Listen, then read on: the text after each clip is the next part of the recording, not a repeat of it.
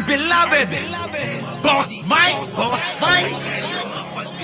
Cervera. So eto, kita nyo, pag tinitigan nyo ganito, ang isa pang itsura ng sinungaling at magnanakaw. Di ba ba? Yan o. Ganyan na ganyan. O, sasabihin nila, o, paano naman nasabing magnanakaw? Mga kababayan, sabi na nga ni Amy, napakarami ng kaso neto eh. Di ba ba? Napakarami. O, eto, tuloy natin. Amy, saklolohan mo naman si Sarah. Sa 2028, nako, talaga naman. SKL, share ko lang, hindi mangyayari yan. Ang katutakang kaso ni Inday Sara sa COA, sa DOJ, sa Korte Suprema. At doon ang tunay na accountability kung saan may multa, may kulong, kung ano-anong hatol. Samantalang, kung pinipilit ang impeachment, minsan napapaisip ako na sino kaya ang makikinabang dito. Baka naman yung may ambisyon para sa 2028 dahil diskwalifikasyon at pagtanggal kay VP Sara ang habol. Amang hinala lang yung baba mo, manang. Kailangan magpakatotoo na tayo. Kung ambisyon, Totoo ba yung baba mo? Oo, yung baba mo lang ang totoo sa mukha mo. Lahat dyan, oo. Mula dyan, saan ba yan? Sa pisngi mo. Sa mata mo. Sa kilay mo. Dagdagan nyo na. Kababayan ha. Sige tuloy. so kayo para sa 2028, nako, talaga naman. SKL, share ko lang, hindi mangyayari yan. SKL, share ko lang. Oo. Hindi na magbabago, baba mo niya na yan. Dito na. Punta natin mga kababayan. Aralin nating maigi, no? Aralin nating maigi. Bakit ho? Yung sinasabi ni Amy, siya na rin mismo, bumubuko kay Sara eh. Tingnan ninyo. Panoorin natin. Ambisyoso kayo para sa 2028. Ambisyoso kayo sa 2028. Kayo nga yung nauna na nagsalita na tatakbo na kayong dalawa. Tapos sasabihin mo, ambisyoso yung iba. Wala ngang nagpapahayag pa na nais nilang maging presidente. Pero kayong dalawa ni Sara, dineklara nyo na. Sino ngayon ang ambisyoso at ambisyosa? Di po ba mga kababayan? Kita nyo yung kapal ng baba niyan? Sabi, ambisyoso kayo. Hindi mangyayari yun sa 2028. Mga kababayan sino po ba nauna na nag-deklara na tatakbo sila? Di ba silang dalawa?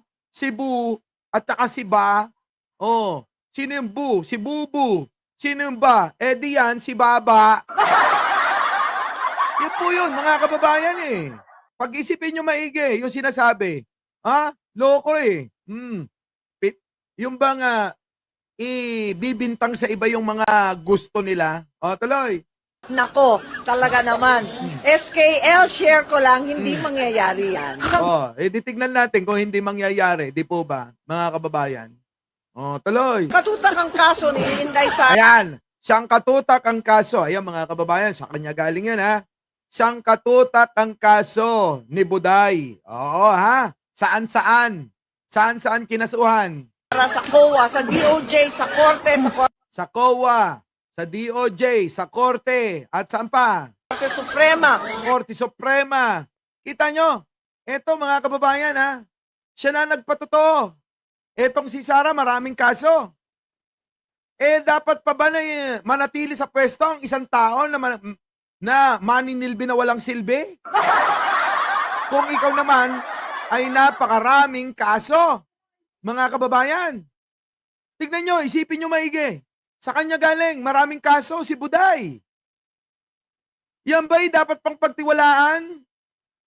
Isang maninilbi na walang silbi ay gusto pa ring manilbihan sa pinakamataas na posisyon.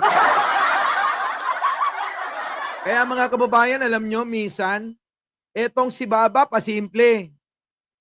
Sa sobrang talino niya, bandang dulo, pati si Sara, kakagatin nito Ano ba? Bandang dulo po, mga kababayan. Kakagatin ng baba nito. Baka bagsulan na, Baka bagsulan na tibaba na. Tuloy. At doon ang tunay na accountability kung saan may multa, may Bakit? Hindi ba naaayon sa Constitution na kailangan din litisin? Saan? Sa Senado? Hindi ba nasa Constitution din po, mga kababayan, ang salitang impeachment? Baka mga kababayan, hindi nyo naiintindihan, lalo na yung mga DDS. Baka akala nila simple lang na ang ibig sabihin ng impeachment, simpleng kaso. Hindi ho, mga kababayan. Ha? Ito po ay may proseso. Ang impeachment trial, ang impeachment ni Buday, ay may proseso po itong legal. Yan. Yung mga DDS impeachment, nakakain ba yan, eka? Palibasa, mga kababayan, hindi nila nauunawaan yung trabaho nila, mga kababayan ko, kaya ganun. Nasasabi nila, hindi naman nakakain yan. Hindi naman napapakinabangan daw ng tao. Bobo pala kayo eh. Napapakinabangan ng tao yan na magkaroon tayo ng accountability. Magkaroon ng pananagutan yung mga maninilbihan. Di po ba? Kapag ka po, mga kababayan, hindi nagkaroon ng pananagutan ng mga opisyales na nagsisilbi daw kuno sa bayan, mga kababayan, ayan na, tuloy-tuloy na yan, baka lumala ng lumala itong korupsyon na napakalaking problema ng bansa. Kinain na tayo ng sistema ng korupsyon, kaya nandyan yung mga yan. Sa totoo lang, kung wala namang kukurakutin, wala yan. Lalong-lalo na si Buday. Di ba? Sa tingin ninyo, kung wala silang kukurakutin, nandiyan si Buday, ay malamang wala ho yan. Opo wala po yan. Tuloy. kulong, kung ano-anong hatol. Samantalang, kung pinipilit ang impeachment, Kita nyo, mga kababayan, bakit ba ayaw mo ng impeachment? Nakikita ko na yan eh. Ako sa aking opinion lang naman at pananaw. Itong si Amy, mga kababayan, sasagpangin neto ng baba si Sara eh. Pag nagkataon, pagdating sa dulo. Dahil nga dito sa samot-saring napakaraming kaso, gagawin niyang dahilan ito, mga kababayan. Itong mga kaso ni Sara na sandamakmak, kahit saan, COA, DOJ, Korte at Korte Suprema. Pati na, saan? Diyan sa Senado, yung impeachment trial niya. Napakaraming kaso na eh. Pagtitiwalaan pa ba yung ganyang klaseng tao na inaakusahan ng napakaraming mga katiwalian na ginawa dito sa kanyang paglilingkod? Wala ho yun, mga kababayan. Ekis agad. Tuloy. minsan napapaisip ako na sino kaya ang makikinabang dito. Hindi, ang makikinabang ako na nagsasabi sa iyo, mali ka nang iniisip mo. Ang makikinabang sa impeachment ni Buday ay kaliwanagan sa isipan ng marami nating kababayan na nalilito. Tama po ba, mga kababayan ko? Tama po ba? Ang makikinabang po'y taong bayan. Maliliwanagan sila sa kanilang isipan kung ano talaga ang totoo sa mga itong mga inaakusa kay Buday nyo. Yun yung kapakinabangan. Kapakinabangan ng mga Pilipino. Kapakinabangan ng mamamayang Pilipino.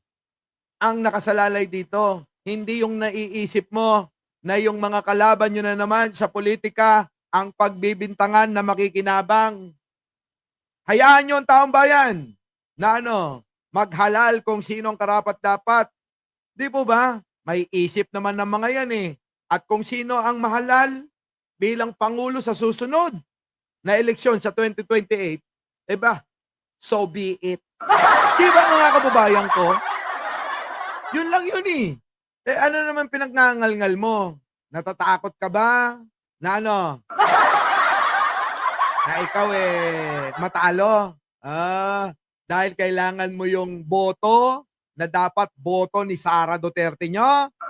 Yun lang, alam nyo, mga kababayan, si Amy, sa totoo lang, radar na radar. Oo. Yung signal, mga kababayan, napakalawak eh. Kita nyo naman sa baba niya, yan na yung signal niya. Kaya mga kababayan, sa lahat ng sasabihin niya, mahahalata nyo na itong si Baba, mga kababayan, ay may maitim na balak siya. Tama po ba, mga kababayan? Isipin nyo, ha? Tatakbo si Amy.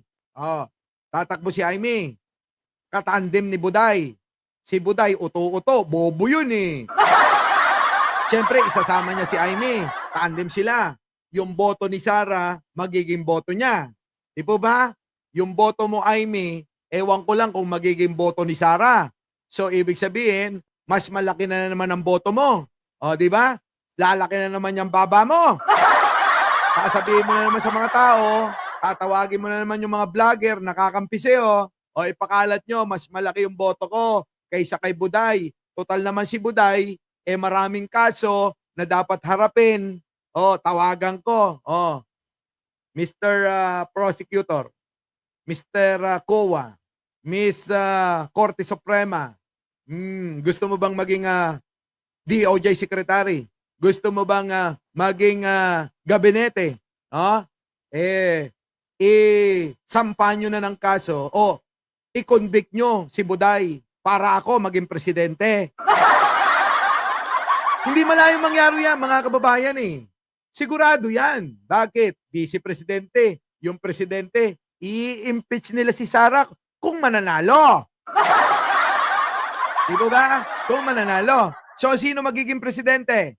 Di si Amy. Ang galing, di ba? Di po ba? Si Amy magiging presidente. Kaya mga kababayan, ito, nararadar din siguro ng mga DDS ito, no? Na nakikita at napapansin itong ginagawa ni Amy na gagamitin lang niya si Sara Duterte. Tama po ba, mga kababayan? Ewan ko kung meron kayong mga sariling pag-aanalisa, ito po'y sarili kong pag-aanalisa. Ewan ko lang kung parehas tayo. Kaya etong politika, sinasabi ko sa inyo, nakangiti sa harapan ninyo pero masama ang balak sa inyo. Ngayon kakampihan ka pero sa totoo lang, pinagbabalakan ka na ng masama. Ganun yan eh. Itong mga politiko na ito, lalong-lalo na yung mga ganitong ugali, mga kababayan ko. Nako, mga kababayan, ang hirap pagtiwalaan yan. Di ba ba? Tuloy. Naman yung may ambisyon para sa 2028 dahil diskwalifikasyon at pagtanggal kay VP Sara ang habol. Hindi. Hindi yon. Ang nais namin ay katotohanan. Kaming taong bayan ang naghahanap at humihingi niyan. Hindi yung mga politiko, wala kaming pakialam sa mga politikong mga binabanggit mo. Ang nais ng mga Pilipino, ang nais ng mas nakakaraming mga Pilipino ay yung katotohanan patungkol dito sa mga inaakusa sa ginagamit mo. Tama po ba, mga kababayan ko? Tama, di ba? Yan po eh. Yan po talaga ang totoo dyan, mga kababayan. Siyempre, si Buday, hindi niya nahalata yan. Bakit? Mahina ulo ni Buday, mga kababayan. Sa totoo lang, napakahina ng ulo ni Buday. Ano? Ang hina ng ulo ni Buday eh. So mga kababayan ko, kung kayo isang ayon sa sinasabi ko, paki-press 1 naman. Press 1! Our beloved Boss Mike Cervera.